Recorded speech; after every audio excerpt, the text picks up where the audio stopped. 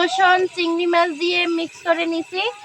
এখন আমি হলুদ মরিচটা দেওয়ার চেষ্টা করব, কারণ অতিরিক্ত কোনো কিছুই দেওয়া ভালো না। পরিমাণ মতো দিয়েছি যা যা দরকার। স্বাদ মতো আমি লবণ দিয়ে নিচ্ছি।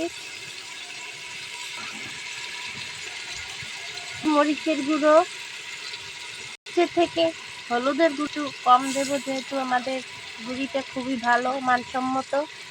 মিক্স করে নিচ্ছি।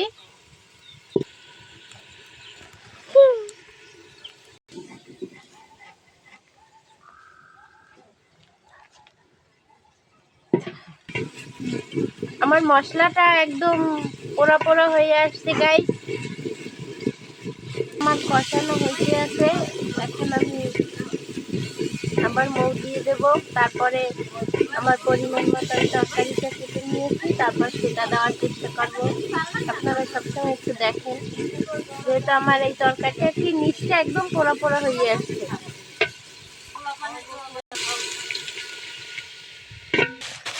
ফেলে দেব।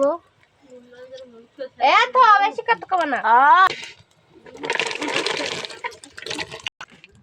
দিয়েছি। এখানে আমি শালগম আলু দিয়ে রান্না করতেছি, তো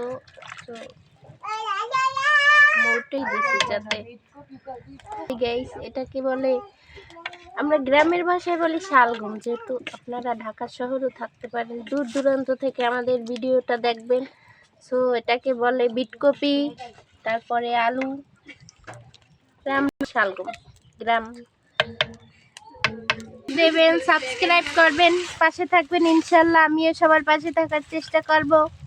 আমি নতুন ইউজার। আজকের মতো ভিডিও এখানেই শেষ। দেখা হবে পরবর্তী ভিডিওতে। সবাই ভালো থাকবেন, সুস্থ থাকবেন। আল্লাহ হাফেজ। ভালো লাগলে এই প্রক্রিয়াটি